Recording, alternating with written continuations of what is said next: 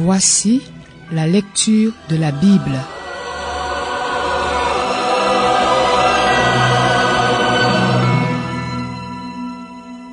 Exode, chapitre 10. L'Éternel dit à Moïse: Va trouver le Pharaon, car j'ai moi-même rendu son cœur insensible, de même que celui de ses serviteurs, pour faire éclater mes signes miraculeux au milieu d'eux. C'est aussi pour que tu racontes à tes enfants et petits-enfants comment je suis intervenu contre les Égyptiens, et quels signes miraculeux j'ai fait éclater au milieu d'eux. Vous saurez ainsi que je suis l'Éternel. Moïse et Aaron allèrent trouver le Pharaon et lui annoncèrent: Voici ce que dit l'Éternel, le Dieu des Hébreux.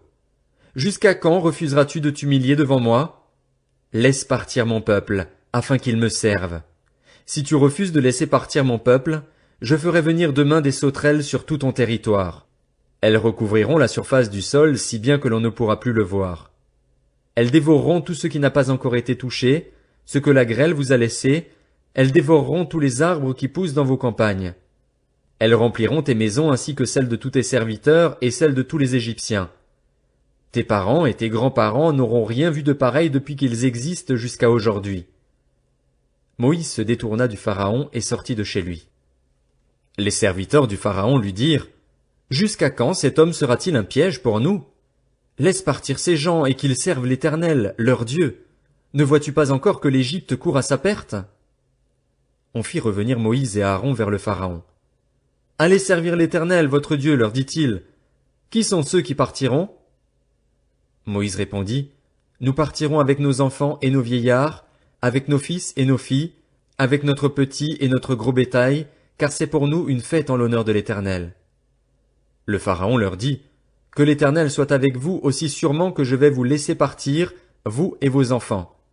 Attention, car le malheur est devant vous. Non et non. Allez servir l'Éternel, mais seulement vous, les hommes, puisque c'est ce que vous demandez. Et on les chassa de chez le Pharaon.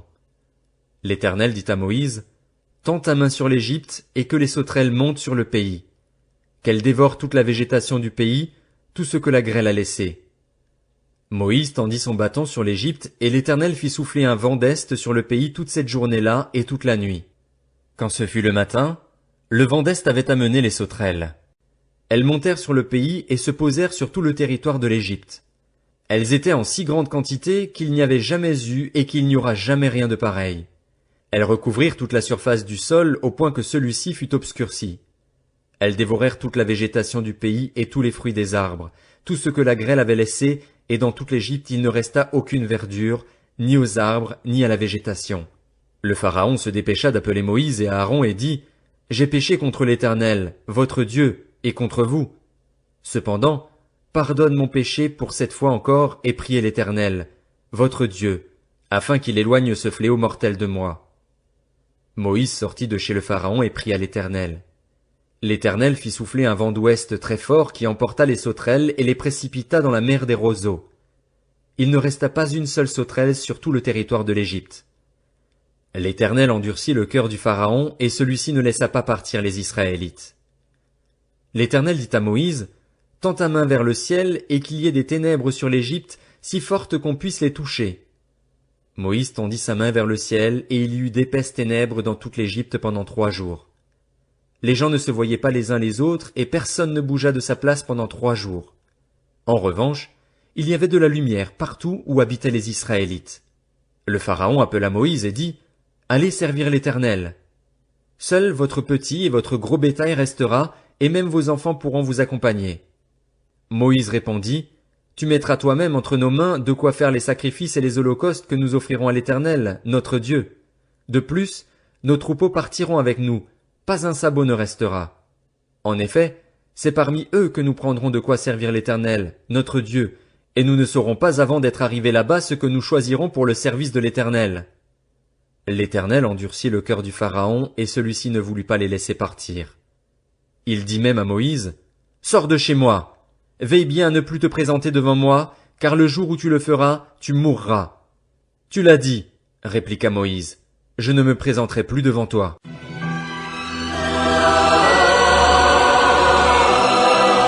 C'était la lecture de la Bible.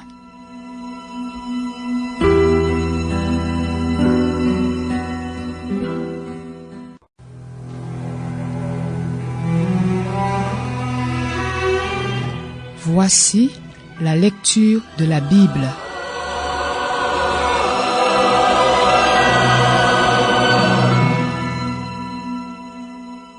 Exode, chapitre 11. L'Éternel dit à Moïse, « Je vais faire venir encore un fléau sur le Pharaon et sur l'Égypte. Après cela, il vous laissera partir d'ici. Lorsqu'il vous laissera enfin partir, il vous chassera même d'ici. Dis au peuple de demander chacun à son voisin, et chacune à sa voisine, des objets en argent et en or. » L'Éternel gagna la faveur des Égyptiens au peuple. Du reste, Moïse lui-même était un homme très important en Égypte aux yeux des serviteurs du Pharaon et du peuple. Moïse annonça, « Voici ce que dit l'Éternel, vers le milieu de la nuit, je parcourrai l'Égypte et tous les premiers-nés mourront en Égypte, depuis le fils aîné du Pharaon qui siège sur son trône, jusqu'au fils aîné de la servante qui travaille à la meule et jusqu'à tous les premiers-nés des animaux. Il y aura dans toute l'Égypte de si grands cris qu'il n'y en a pas eu et qu'il n'y en aura plus de pareils. En revanche, chez les Israélites, pas même un chien ne grognera, ni contre un homme, ni contre un animal. Vous saurez ainsi quelle différence l'Éternel fait entre l'Égypte et Israël. Alors tous tes serviteurs ici présents descendront vers moi et se prosterneront devant moi en disant, « Sors, toi et tout le peuple qui marche à ta suite. » Après cela, je sortirai. Moïse sortit de chez le Pharaon dans une ardente colère. L'Éternel avait dit à Moïse, « Le Pharaon ne vous écoutera pas afin que mes miracles soient nombreux en Égypte. » Moïse et Aaron firent tous ces miracles devant le Pharaon, et l'Éternel endurcit le cœur du Pharaon, et celui-ci ne laissa pas les Israélites partir de son pays.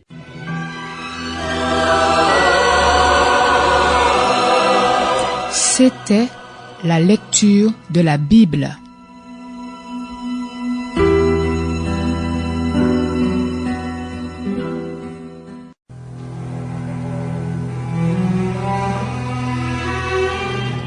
Voici la lecture de la Bible.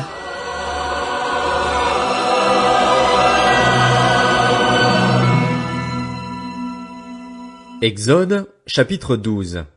L'Éternel dit à Moïse et à Aaron en Égypte, « Ce mois-ci sera pour vous le premier des mois, vous le considérerez comme le premier des mois de l'année. Transmettez ces instructions à toute l'assemblée d'Israël. Le 10e jour de ce mois, on prendra un agneau pour chaque famille, un agneau pour chaque maison. Si la maison est trop peu nombreuse pour un agneau, on le partagera avec le plus proche voisin en fonction du nombre de personnes. Vous estimerez le nombre de personnes pour l'agneau d'après la part que chacun peut manger.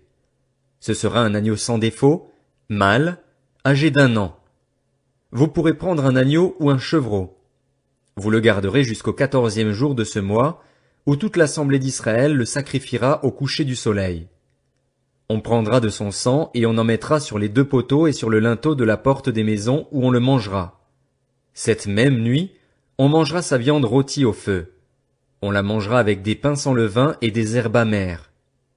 Vous ne le mangerez pas à moitié cuit et bouilli dans l'eau, au contraire, il sera rôti au feu avec la tête, les pattes et l'intérieur. Vous n'en laisserez rien pour le matin. Si toutefois il en reste quelque chose le matin, vous le brûlerez au feu. Quand vous le mangerez, vous aurez une ceinture à la taille, vos sandales aux pieds et votre bâton à la main. Vous le mangerez rapidement. C'est la Pâque de l'Éternel. Cette nuit-là, je parcourrai l'Égypte et je tuerai tous les premiers-nés du pays, hommes ou animaux. Je mettrai ainsi à exécution mes jugements contre tous les dieux de l'Égypte. Je suis l'Éternel. Pour vous, en revanche, le sang servira de signe sur les maisons où vous vous trouverez. Je verrai le sang et je passerai par-dessus vous. Il n'y aura pas de fléau qui vous détruise quand je frapperai l'Égypte. Vous rappellerez le souvenir de ce jour en le célébrant par une fête en l'honneur de l'Éternel. Cette célébration sera une prescription perpétuelle pour vous au fil des générations. Pendant 7 jours, vous mangerez des pains sans levain. Dès le premier jour, il n'y aura plus de levain dans vos maisons. En effet, toute personne qui mangera du pain levé, du 1er au 7e jour sera exclue d'Israël. Le premier jour, vous aurez une sainte assemblée, et le 7e jour aussi. On ne fera aucun travail ces jours-là, vous pourrez seulement préparer la nourriture de chaque personne. Vous célébrerez la fête des pains sans levain, car c'est précisément ce jour-là que j'aurai fait sortir vos armées d'Égypte. Le respect de ce jour sera une prescription perpétuelle pour vous au fil des générations. Le 14e jour du premier mois, le soir, vous mangerez des pains sans levain jusqu'au soir du 21e jour.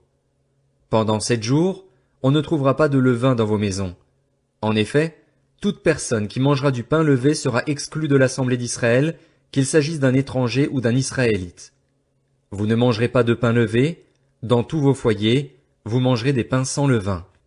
Moïse appela tous les anciens d'Israël et leur dit, « Allez prendre une pièce de petit bétail pour vos familles et sacrifier l'agneau pascal. Vous prendrez ensuite un bouquet de branches d'hysope, vous le tremperez dans le bassin contenant le sang de l'animal, et vous toucherez le linteau et les 2 poteaux de la porte avec ce sang. Aucun de vous ne sortira de sa maison jusqu'au matin. Quand l'Éternel passera pour frapper l'Égypte et qu'il verra le sang sur le linteau et sur les 2 poteaux, il passera par-dessus la porte et ne permettra pas aux destructeurs d'entrer dans vos maisons pour frapper. Vous respecterez cela comme une prescription valable pour vous et pour vos enfants à perpétuité. Une fois entrés dans le pays que l'Éternel vous donnera, conformément à sa promesse, vous observerez ce rite. Et lorsque vos enfants vous demanderont « Que signifie ce rite pour vous ?» vous répondrez « C'est le sacrifice de la Pâque en l'honneur de l'Éternel, qui est passé par-dessus les maisons des Israélites en Égypte, lorsqu'il a frappé l'Égypte et sauvé nos familles. » Le peuple s'inclina et adora. Les Israélites s'en allèrent et se conformèrent à ce que l'Éternel avait ordonné à Moïse et à Aaron, c'est ainsi qu'ils agirent. Au milieu de la nuit, l'Éternel tua tous les premiers-nés en Égypte, depuis le fils aîné du Pharaon qui siégeait sur son trône, jusqu'au fils aîné du détenu dans sa prison, et jusqu'à tous les premiers-nés des animaux.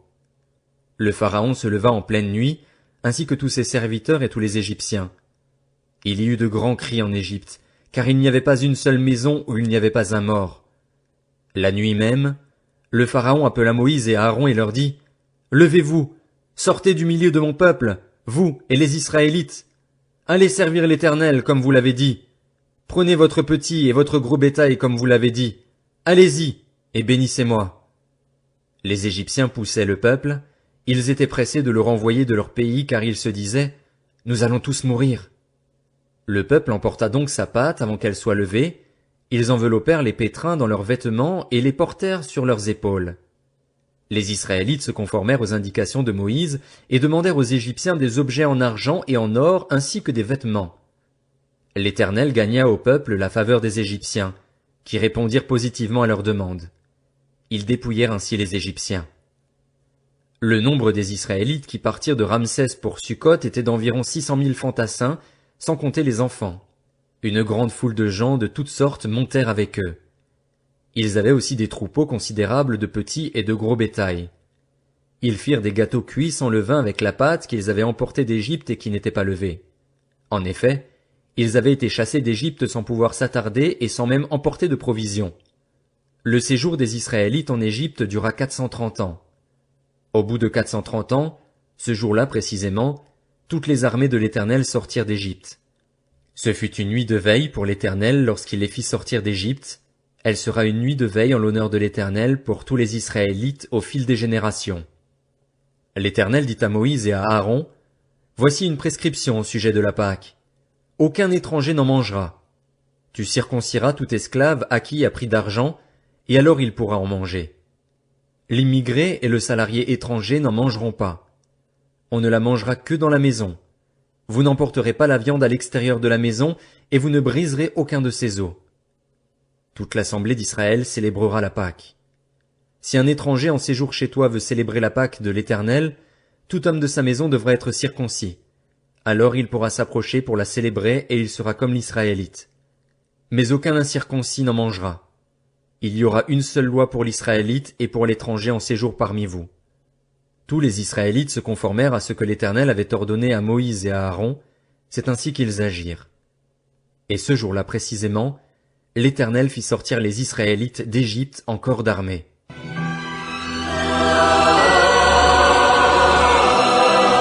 C'était la lecture de la Bible.